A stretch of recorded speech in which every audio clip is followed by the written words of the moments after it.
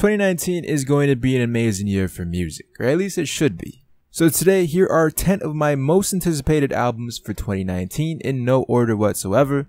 My name is Joshua and viewers. Let's get started off first talking about Boogie's new project, Everything for Sale. He signed under Eminem and Shady Records, even though if a lot of people I feel don't know about this man's music, which is a shame because he's actually really solid.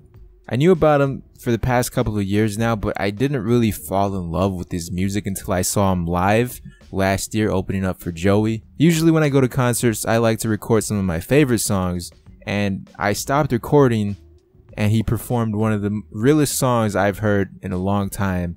And after I heard that song, I was like, I have to listen to this man's album. I hope this man drops it as soon as possible. It's been months and months and months. I saw him live in May. So fingers crossed that song I heard him perform is on the album, and I'll be able to share it on Twitter. Follow me on Twitter, Instagram, @enviers. All links in the description, and even make probably a video on it if it impacts me that much, because right now it is my early album of the year for 2019, and I haven't even heard the album. I'm just basing it off of my hype alone, and we'll see how it holds up. Comes out January 25th, so by the time I upload this video, it should be right around the corner. Next, we mentioned Joey, so let's talk about him.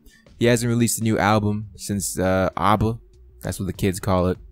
It was decent. I felt like it was a more political album, but it was a good political album and talking about culture in America. I hate when rappers do that, but this one took a little bit of time to grow on me because I felt like it was a step backwards for Joey, considering I love 1999, Before the Money, Summer Nights, all the projects he's ever put out, I've been listening to. And at first, I didn't really like his newest project, but as I kept going and going, I slowly resonated with it. I loved the songs people hated and disliked the songs that people loved on that project, which is kind of weird, but it is what it is, and it's not a bad album whatsoever. So it's been a full year now. It was released in 2017, so 2018 passed, no project from Joey. 2019 is the year. Hopefully he drops a new one. Next up, let's talk about Lil Skies. He hasn't released a project since early 2018, Life of Dark Rose, and I'm not sure if he's calling it a mixtape or album, but it's been a while since we've heard anything, a solid body of work from Lil Skies, which is unfortunate, considering I feel like he has a very unique sound and is one of my favorite artists these past few years. Hopefully Skies is good mentally, you know. I hate to see people in a bad place. Hopefully he opens up about what's going on with his life and, you know, maybe make some good songs about it. His blow up was kind of like Juice WRLD's, except for Juice WRLD kept on going and Skies kind of took the brakes off, you know. He dropped the project and just sat back and relaxed for a bit, it seemed like. So hopefully he's all good and is able to continue to make great music in 2019. Next up is Kid Cudi. He released his joint project with Kanye West, Kids See Ghost, and apparently that's their rap name, their duo rap name, which is kind of insinuating in the future there might be another Kids See Ghost part 2, sort of, where it's him and Kanye again, which I would absolutely love. But I think in 2019 we need a Kid Cudi solo project where it's just him. No Kanye, maybe a Kanye feature here or there, but just his body of work, sort of like Passion, Pain, and Demon Slain, which was a step in the right direction compared to his prior album before that, The Speeding Bullet to Heaven. Anything Kid Cudi makes this year, I'll absolutely love it, unless it's Speeding Bullet to Heaven 2 or something along those lines. I mean, maybe it's ahead of his time. Maybe in a few years we'll look back and say Speeding Bullet to Heaven was before its time and is genre changing, but realistically we probably won't be saying that. It had like one good song on it, and that's kind of a reach. Speaking of Kids See Ghosts, Kanye West, we're waiting for Yandhi or whatever else you're gonna be calling it. I was super excited to see last year that we could possibly be getting multiple Kanye projects with Ye, Kids See Ghost, and Yandhi, because it was 3 years between Life of Pablo and Yeezus, and then 2 years between Life of Pablo and Ye. So the more Kanye, the better, I feel like. And whatever the project that Kanye is dropping this year, if he drops one at all, fingers crossed he does.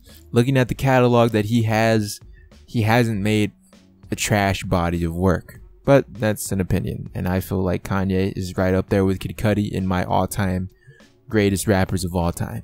Let's stay with the Chicago theme and move on to Chance the Rapper.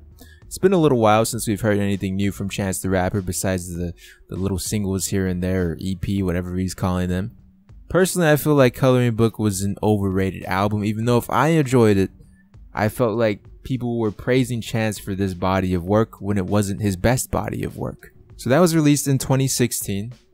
If he's been working and improving, which I'm sure he has, I'm super excited what he's able to do 3 years later in 2019.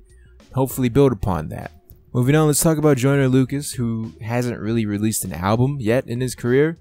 He's calling the 508 project a mixtape.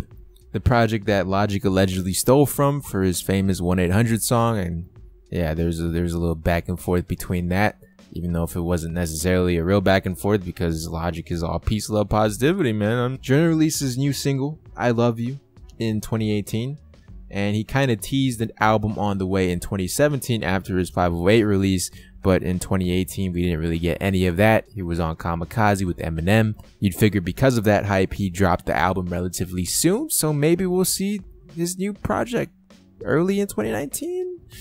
Maybe, who knows. Earth Gang's up next. I saw them live. I try to see as many artists live as possible when they come to my city, and realistically that's not a lot of artists. They opened up for Go Link when I saw him, and I wasn't really feeling a lot of their songs that they were performing live. It wasn't until recently where I saw the Colors video, which is a YouTube channel that promotes a variety of different types of music, and they do a live performance in a green room. And the song that Earth Gang performed was called Up, which is not on any streaming service besides YouTube, and that video alone, I absolutely fell in love with that song. I still replay it almost every single day. Super catchy, a very Outkast vibes to it. I believe some of the comments even say that. Is it too early to say that Earth Gang is the next generation Outkast? Which I don't want to say that, but definitely some vibes. So hopefully they drop something this year. From Dreamville to TDE, let's talk about Isaiah Rashad.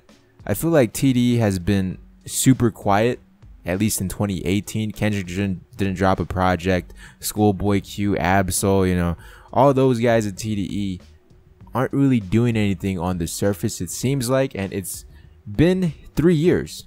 If Isaiah Rashad doesn't drop an album in 2019, it's going to be 4 years since his last project, The Sun's Tirade. It was a solid body of work, and in that year, Isaiah Rashad was projected to be up next. He was on the XXL freshman list in 2014. He was expected to do big things, but like I said, TDE's been super quiet, and hopefully 2019 can be the year of Dreamville and TDE. Last but not least, Big Sean.